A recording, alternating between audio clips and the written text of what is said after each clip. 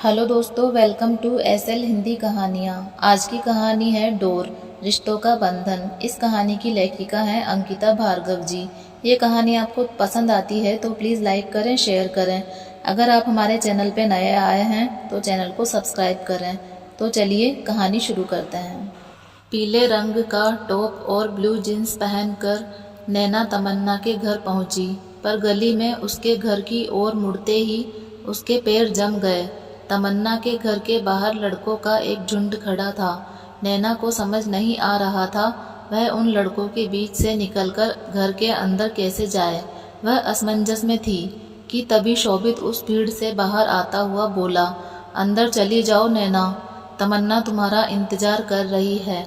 शोभित ने अपने दोस्तों को एक तरफ हटाकर उसके भीतर जाने का रास्ता बना दिया। शोभित को धन्यवाद दे नैना घर के भीतर चली गई।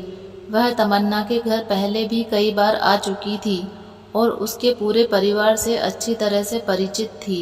नैना को तमन्ना के भाई के दोनों बच्चों लावण्या और शाम को ट्यूशन पढ़ाने का काम मिल गया। नैना को शुरू में थोड़ी समस्या तो आई। हर रोज़ तमन्ना के घर आने जाने और छोटे बच्चों को पढ़ाने में उसका समय बर्बाद हो जाता और थकान भी बहुत हो जाती थी, पर वह किसी तरह मैनेज कर लेती थी। नैना की सबसे बड़ी समस्या तो बच्चे खुद थे। दोनों बहुत शैतान थे।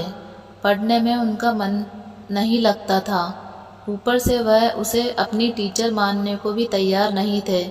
उन दोनों के लिए तो वह आज भी उनकी तन्नू बुआ की सहेली थी, जिसके साथ बदमाशी करना उनका हक था। पहले तो नैना को लगा वह कहाँ फंस गई, यह काम उसके बस का नहीं है। इससे तो स्वयं पाठी छात्रा के रूप में बीए करने का चाचा का दिया विकल्प मानना ज़्यादा आसान रहता। नैना की सबसे बड़ी समस्या यह थी कि दोनों बच्चों को घर में सब हद से ज़्यादा प्यार करते थे। कोई उन्हें टोकता ही नहीं था, फिर चाहे वह कितनी भी बदमाशी क्यों ना करे। तमन्ना की मम्मी और भाभी तो उन पर हद से ज़्यादा प्रेम बरसाती ही थी। उसके पापा और भैया भी बच्चे हैं कहकर हर बात को हंसी में टाल देते थे। और तो और खुद तमन्ना, जो हमेशा नैना की हर बात में मदद करती थी, वह भी अपने भतीजा भतीजी का ही पक्ष लेती। उन सबके इस रवैये से बच्चों को और बढ़ावा मिलता। अब नैना को भी समझ आ रहा था कि कोई भी टीचर इन बच्चों को ज़्यादा दिन तक ट्यूशन क्यों नहीं पढ़ा पाती। एक रोज़ नैना बच्चों को मैथ्स पढ़ा रही थी। कुछ दिन बाद उनके क्लास टेस्ट थे। सवाल महत्वपूर्ण था, टेस्ट में आ सकता था, किंतु बच्चे थे कि नैना की बात सुन ही नहीं रहे थे। दोनों अपने ही खेल में मगन थे। नैना को उनके व्यवहार से झल्लाहट हो रही थी। उसे उस वक्त उन दोनों पर बहुत गुस्सा आ रहा था। फिर भी वह खुद पर काबू रखने की भरसक कोशिश कर रही थी, क्योंकि वह अच्छे से जानती थी कि यदि वह बच्चों पर गुस्सा करेगी या उन्हें डांट आएगी तो वह उसकी शिकायत अपनी दादी से करेंगे और फिर नैना न केवल अपनी ट्यूशन बल्कि तमन्ना की दोस्ती भी खो देगी। नैना रोआसी हो गई। उसे समझ ही नहीं आ रहा था वह क्या करे, कैसे इन बच्चों को संभाले। अगर बच्चे ठीक से नहीं पढ़ रहे हैं और उनके नंबर कम आए तब भी तो उसे ही कसूरवार माना जाएगा। तमन्ना की भाभी तो हर बार की तरह हंस कर रह गई। ईशु, वन्नू, क्या हो रहा है? क्यों मैम को परेशान कर रहे हो? ठीक से पढ़ो वरना पिटाई कर दूंगा।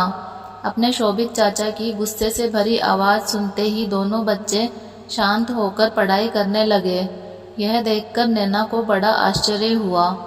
आज शोभित किसी काम से जल्दी घर आ गया, वरना तो वह इस समय ऑफिस में होता था। उसने अभी हाल ही में अपने भैया की तरह पापा का बिजनेस ज्वाइन कर लिया था। यह दूसरी बार था जब शोभित ने उसकी मदद की थी।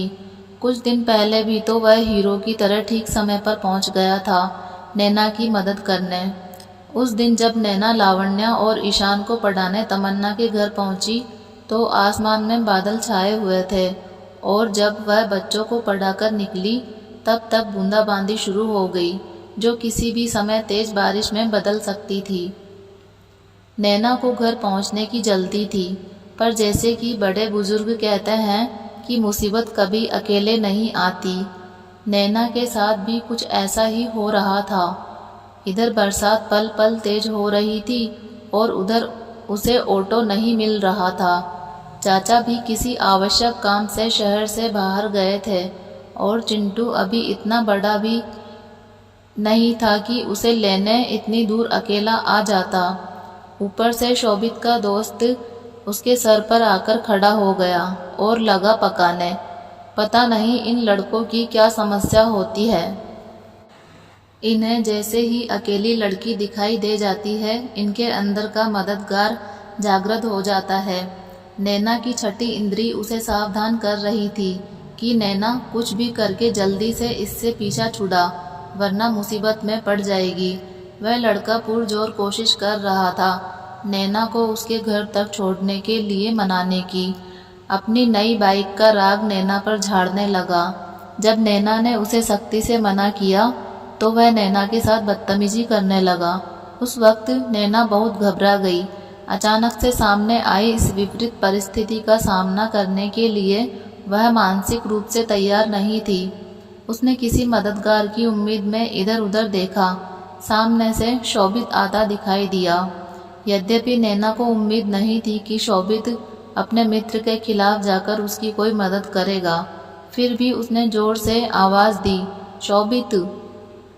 नैना की सोच के विपरीत शोभित ने अपनी बाइक रोकी और नैना को पीछे बैठने का इशारा करते हुए उस लड़के को एक बार घूर कर देखा और बाइक आगे बढ़ा दी।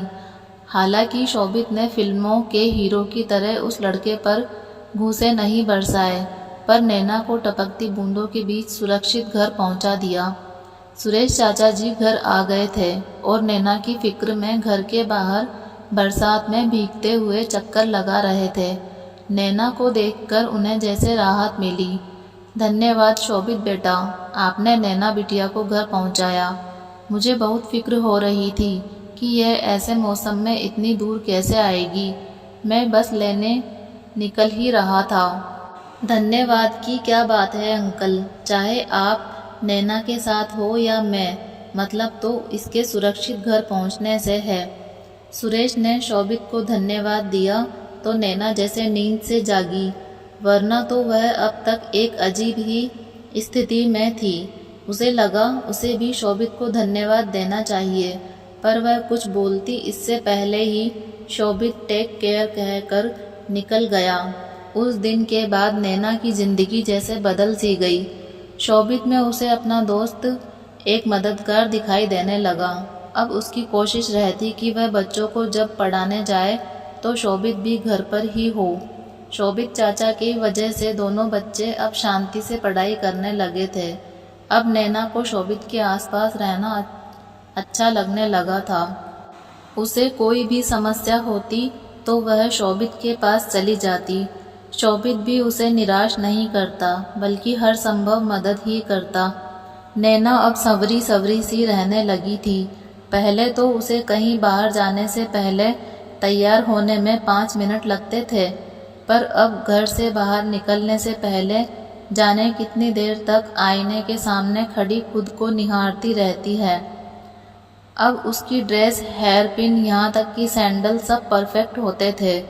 हाव भाव में भी एक नजाकत आ गई थी। चाची भी नैना में आए इस बदलाव को महसूस कर रही थी। पहले तो वह खुद ही उसे कहती रहती थी, थोड़ा तो लड़कियों वाले लक्षण भी सीख ले, वरना ससुराल वाले हमें ही दोष देंगे, कहेंगे कुछ नहीं सिखाया घर वालों ने। मगर अब यह आश्चर्यचकित भी थी और थोड़ी चिंतित भी। इस बीच ईशान और लावण्या के हाफ ईयरली शुरू हो गए। इस बार उन दोनों ने पढ़ाई को लेकर नैना के समक्ष कोई समस्या खड़ी नहीं की। उनके पेपर उम्मीद से ज़्यादा अच्छे हुए थे और इसका परिणाम यह था कि क्लास में उनकी रैंक पहले से सुधर गई थी। उसका श्रेय भाभी नैना को दे रही थी, क्योंकि उन्हें लगता था कि उसका बच्चों को पढ़ाने का तरीका बहुत अलग है।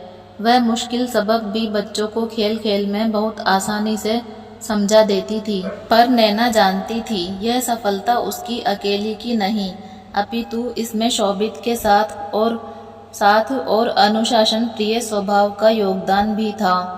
भाभी, जब नैना के कारण हमारे यीशु और लावी के इतने अच्छे मार्क्स आए हैं तो उसे हमारी तरफ से एक ट्रीट भी मिलनी चाहिए। क्यों ना आज हम इसे बाहर लंच पर लेकर चलें? नहीं तमन्ना, आज मेरा मन नहीं है कहीं बाहर जाने का, मेरी तबीयत ठीक भी नहीं है, मैं अब घर जाऊंगी। ऐसे कैसे मन नहीं है? ये बहाने ना बहुत पुराने हो चुके हैं मैडम, ये मेरा घर है और यहाँ मेरी चलती है। और जब मैंने कहा तू हमारे साथ चल रही है मतलब चल रही है। और फिर आज तो तेरा बर्थडे है, बर्थडे को भी कोई मुंह फुलाकर बैठता है क्या?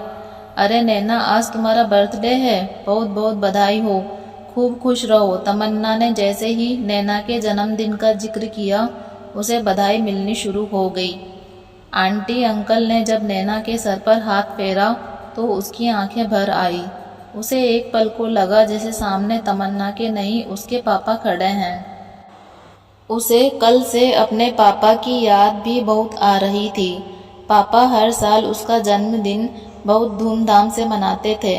कभी नैना को कुछ सरप्राइज गिफ्ट देते तो कभी उसके लिए पार्टी रखते। पार्टी में पापा नैना के ही नहीं अपने दोस्तों को भी आमंत्रित करते थे। एक बार उनके मित्र ने कहा भी था, वाह रमेश जी, मज़ा आ गया, आपने क्या खूब पार्टी दी है नैना बिटिया के जन्मदिन की। क्यों नहीं देंगे भाई, बेटियां होती ही इतनी प्यारी हैं। बेटे तो सिर्फ एक ही परिवार तक सीमित रहते हैं, जबकि बेटियां तो 2 परिवार संवार देती है। आप देखना एक दिन मेरी नैना कैसे मेरा नाम रोशन करती है। पापा ने जवाब दिया। उस समय उनके मुख पर गर्व का तेज देखते ही बनता था। पापा रहे बस तब तक ही नैना ने अपना जन्मदिन मनाया। उनके जाने के बाद तो उसका आज का दिन याद रखने का भी मन नहीं करता। भाई, नैना के बर्थडे पर तो पार्टी होनी ही चाहिए। क्यों नैना? शोभित भी अब उनकी बातों में शामिल हो गया। उसकी आवाज़ नैना को भी अतीत से वर्तमान में ले आई। वही तो भैया, पार्टी तो इसे देनी चाहिए हमें, वह तो इस कंजूस से होता नहीं, उल्टा मैं पार्टी दे रही हूँ तो मैडम नखरे दिखा रही है। चलो फिर ठीक है, तुम सब बच्चे मिलकर आज घूम आओ। पर आंटी, मैंने चाची से पूछा नहीं, उन्हें चिंता हो जाएगी। नैना ने उन लोगों से पीछा छुड़ाने की आखिरी कोशिश की। कोई बात नहीं बेटा, उनसे मैं पूछ लूँगी। आंटी तो जैसे उसकी हर बात की काट पहले ही तैयार किए बैठी थी। जब नैना के पास उनकी बात मानने के अलावा और कोई चारा भी नहीं बचा था। इस तमन्ना की बच्ची ने मुझे कहाँ फंसा दिया। तमन्ना के भैया को कुछ काम था, इसलिए वह तो उन लोगों के साथ नहीं गए, पर तमन्ना के साथ रिया भाभी, बच्चे और शोभित ने मिलकर उसका जन्मदिन बहुत अच्छा बना दिया। उन्होंने सबसे पहले फिल्म देखी, फिर एक रेस्टोरेंट में लंच किया। प्रिया भाभी ने नैना को एक ड्रेस भी गिफ्ट की। वह तो लेना ही नहीं चाहती थी, पर जब तमन्ना और भाभी ने बहुत जोर दिया तो उसे लेनी पड़ी। शाम को शोभित ने उसे घर छोड़ दिया। नैना आज बहुत थक गई थी, अब उसका पढ़ने का मन नहीं था। उसने खाना खाकर थोड़ी देर चिंटू के साथ मस्ती की और फिर गुनगुनाते हुए अपने बिस्तर पर लेट गई। आज वह बहुत खुश थी। रात को वह अपने पापा को याद करके जितना रोई थी, दिन में शोभित और तमन्ना ने उसे उससे कहीं ज़्यादा हंसाया था। नैना के सपने अब अपना रूप बदलने लगे थे। पहले वह किसी बड़ी कंपनी में अधिकारी बनना चाहती थी, पर अब उसके सपनों में शोभित ही शोभित था। कभी कभी वह खुद भी अपने सपनों को यूं रूप बदलते देखकर आश्चर्यचकित हो जाती थी। उसके मन में एक अजीब सी कश्मकश चलती रहती। कभी उसे उसका कैरियर बनाने का सपना अपनी ओर खींचता तो कभी शोभित का आकर्षण। नैना धीरे धीरे कोई कविता गुनगुनाने लगी, जो कि उसने स्वयं ने अपने मन में ही बना ली थी। अरे वाह नैना, तू तो कवि हो गई, कमाल हो गया। प्यार में लोग बदल जाते हैं, सुना था, पर तू भी बदल जाएगी ये नहीं पता था। नैना खुद से कह उठी और आखिरी पंक्ति पर ना जाने क्यों शर्मा भी गई। क्या वह शोभित से प्यार करने लगी है? नैना के दिमाग ने उससे प्रश्न किया। हाँ, प्रश्न नैना से था, पर जवाब उसके दिल ने दे दिया। और शोभित, क्या शोभित भी तुमसे प्यार करता है? नैना के दिल और दिमाग के बीच आज जैसे बहस छिड़ी हुई थी। अब इसका क्या मतलब है? वह मेरी कितनी मदद करता है, कितना ख्याल रखता है मेरा। ये प्यार नहीं तो और क्या है? पर उसने स्पष्ट तो अभी कुछ नहीं कहा। स्पष्ट कहना क्या होता है? फिर अनजाने ही सही कह तो गया था शोभित कि उसे नैना अच्छी लगती है। अब और क्या वह सारी दुनिया के सामने ढिंढोरा पीटता फिरे? वह सब करे जैसे फिल्मों में हीरो करते हैं। नैना के दिल के पास खुद को सही साबित करने के लिए बहुत तर्क थे, और आखिर उसे भी अपने दिमाग की नहीं बल्कि दिल की बात ही ज़्यादा सही लगी। नैना हर समय शोभित के विचारों में इस कदर खोई रहती कि कहीं उसका मन नहीं लगता, पढ़ने में भी नहीं। जो काम करने जाती उसकी जगह कुछ और ही कर डालती। एक दिन तो हद हो गई। चाचा ने उसे चाय बनाने को कहा और वह गैस पर तवा चढ़ा बैठी। क्या कर रही है नन्ही? चाची की आवाज़ से उसका ध्यान भंग हुआ तो अपनी बेवकूफ़ी पर खुद ही हंस पड़ी। नन्ही, अपनी आंखों में ऐसे सपने ना सजा जो तेरे चाचा पूरे ना कर सके। मेरी बच्ची, अगर तेरे सपने टूटे तो तुझे ही नहीं हमें भी दुख होगा। क्या मतलब चाची? नैना झेप गई। वह समझ रही थी चाची किस बारे में बात कर रही है, फिर भी उसने अनजान बनते हुए पूछा। ईश्वर ना करे तुझे कभी इस बात का मतलब समझने की ज़रूरत पड़े। जा, तू तैयार हो जा, चाय मैं बनाती हूँ। तुझे कॉलेज जाने के लिए देर हो जाएगी। उस दिन के बाद नैना चाची से थोड़ा दूरी बनाकर रखने लगी। डरती थी कहीं चाची उसकी चोरी पकड़ ना ले। डरती तो चाची भी थी, यह सोचकर कि नैना अपनी हथेली में चांद समेटना चाहती है, कहीं अपना हाथ ना जला ले। चाची क्या कहना चाहती थी यह नैना समझ रही थी, पर उसे लगता था चाची व्यर्थ ही चिंता कर रही है। शोभित का पूरा परिवार कितना मान देता है नैना को, खासकर उसकी मम्मी। एक रोज़ तो वह कह भी बैठी थी, कितनी प्यारी बच्ची है नैना, कितना ख्याल रखती है सबका। जिस घर में भी यह बहू बनकर जाएगी उनके तो भाग खुल जाएंगे। आंटी की यह बात सुनकर नैना ने एक बार इतरा कर शोभित की ओर देखा और फिर उसकी नज़र शर्म से खुद ब खुद झुक गई। शोभित की आंखों में भी अपनी मम्मी की बात सुनकर चमक आ गई थी। उस समय शोभित के दिल में क्या था यह तो नैना समझ गई थी, किंतु आंटी क्या सोच रही थी इसका अंदाज़ा नैना नहीं लगा पाई। वह शोभित और नैना को बड़े गौर से देख रही थी। तमन्ना की मम्मी ने क्या सोचकर यह बात कही पता नहीं, पर इसका असर यह हुआ कि अब नैना खुद को शोभित के परिवार का सदस्य समझने लगी थी और परिवार की एक सदस्य की तरह ही उनके हर काम में भाग लेने लगी थी। यहाँ तक कि जब आंटी की हार्ट सर्जरी हुई थी तब उसने तमन्ना और रिया भाभी से भी बढ़कर उनकी सेवा की थी। शायद नैना को भ्रम हो गया था कि शोभित की मम्मी भी उसे पसंद करती है और वह भी उसे अपनी बहू बनाना चाहती है। भ्रम, यह उसका भ्रम ही तो था, और जाने वह कब तक इस भ्रम में जीती रहती अगर रिया भाभी की बहन शिवांगी ना आई होती। गोरी, खूबसूरत, आधुनिक फैशन डिज़ाइनर शिवांगी अपनी परीक्षा खत्म होने के बाद कुछ दिन अपनी बहन के घर रहने आई थी, पर इन कुछ दिनों में ही वह नैना का सपना तोड़ कर उसके जीवन की सबसे बड़ी कड़वी सच्चाई समझा गई। शिवांगी शोभित पर इस तरह से हक जमाती थी कि नैना को बहुत अजीब लगता था। शोभित भी उसके इशारों पर नाच रहा था और उसके व्यवहार से नैना को जलन होने लगी थी। पर फिर भी उसे विश्वास था कि शिवांगी और उसके बीच यदि कभी चुनाव हुआ तो शोभित उसे ही चुनेगा। शोभित, आज मुझे घर छोड़ दो, नैना ने बड़े हक से कहा। शोभित को या वह उसके जीवन में अपना महत्व तोलना चाहती थी। कुछ गुरूर भी था उसके स्वर में कि चाहे कुछ भी हो पर शोभित उसे नज़रअंदाज नहीं करेगा, और शायद यही वह शिवांगी को भी समझाना चाहती थी। आई एम सॉरी नैना, मैं आज तुम्हारे साथ नहीं जा सकता। मैं शिवांगी के साथ बाहर जा रहा हूँ, पर मैं ड्राइवर को कह देता हूँ तुम्हें घर छोड़ देगा। शोभित के जवाब ने नैना को तोड़ दिया। उसे ड्राइवर के साथ नहीं, शोभित के साथ घर जाना था, बल्कि उसे तो शिवांगी को जताना था कि शोभित सिर्फ उसका है और उसे शोभित से दूर रहना चाहिए।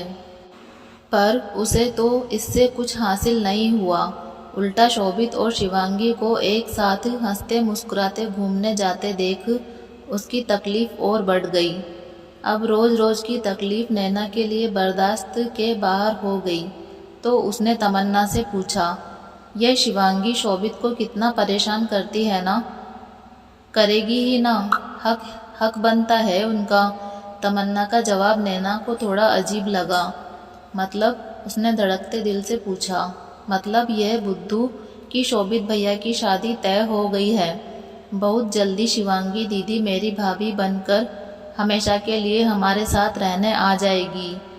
देख, तू मेरी सबसे अच्छी फ्रेंड है और हमेशा मेरी मदद करती है। इस बार भी तुझे मेरी मदद करनी होगी।